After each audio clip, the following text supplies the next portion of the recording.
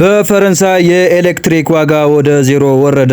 በፈረንሳይ የኤሌክትሪክ ገበያ ላይ ለበርካታ ሰዓታት የኃይል ዋጋ ወደ ዜሮ ወርዶ እንደነበር የተገለጸ ሲሆን ይህ ማለት አቅርቦት ከፍላጎት በላይ በመሆኑ ኃይል ያለ ምንም ክፍያ ለተጠቃሚዎች ቀርቧል ማለት ነው። ይህ አስገራሚ የዋጋ ውድቀት የተከሰተው በተለየ ሁኔታ በተሰባሰቡ ሁለት ዋና ምክንያቶች ነው። ዝቅተኛ ፍላጎትና ከፍተኛ የአቅርቦት መጠን። ለታህሳስ ወር ያልተለመደው መለስተኛ የአየር ንብረት ምክንያት የማሞቂያ ፍላጎት በከፍተኛ ደረጃ በመቀነሱ የኤሌክትሪክ ፍላጎት ዝቅተኛ ሆኗል። በሌላ በኩል ደግሞ ኃይለኛ ንፋስ ታዳሽ ኃይል ምንጮች በከፍተኛ ኃይል እንዲያመነጩ አድርጓል። ከዚህ በተጨማሪ የፈረንሳይ የኒኩለር ኃይል ማመንጫዎች አቅማቸውን ሙሉ በሙሉ መጠቀማቸውን በገበያ ላይ ከፍተኛ የሆነ ኃይል ትርፍ እንዲፈጠር ምክንያት ሆኗል።